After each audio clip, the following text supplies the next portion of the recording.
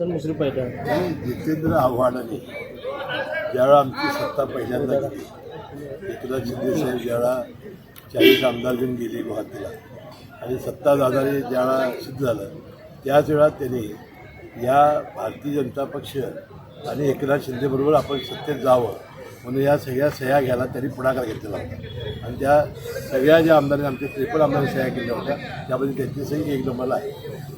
पण त्यावेळी नंतर अजितदादांनी हा निर्णय घेतला त्यावेळी खरं तर तुमची तयारी नव्हती. ती नव्हतीच आमच्या चर्चेत. आमच्या चर्चेत अजितदादा पवार यांच्यावर आम्ही 5-6 लोक घेतो.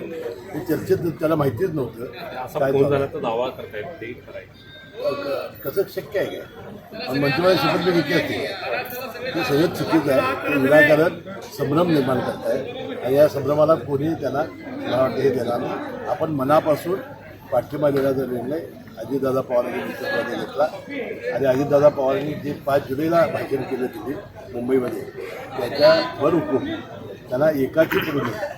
अनेक वेळा हे निर्णय असे झालेले होते भारतीय जनता पक्षावर जायचे वरिष्ठांनी घेतलेले होते, परंतु ते एकाकी पडू नयेत म्हणून आम्ही सगळ्यांनी अजितदादा पवार यांच्यावर जाण्याचा निर्णय घेतला आणि आम्ही मंत्रिमंडळात सहभागी झालो.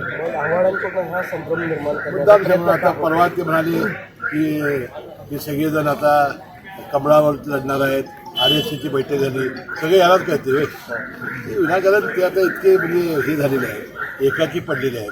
त्यांना त्यांच्या पक्षातील कोण विचारत नाहीत आणि कोणी विचारत नसल्यामुळं ते थोडीशी भ्रमिष्ठ अवस्थेत आहे. सही एक नंबरला होते. त्यांना शेवटच्या वेळेला ज्यावेळा पुन्हा आमची झाली चर्चा त्यावेळेला चर्चेतच घेतलं नाही.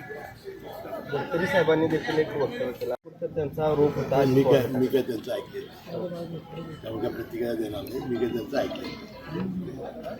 जरांगे पाटलांना स्पष्ट केलेलं आहे. जरांगेने थोडं शासनाने विनंती केल्याप्रमाणे थोडासा धीर धरावा. कोणत्याही प्रदेश शासन हे मराठ्याला आरक्षण दिल्याशिवाय राहणार नाही ही भूमिका आम्ही वेळोवेळी घेतलेली आहे. ABP माझा, उघडा डोळे बघा नीट.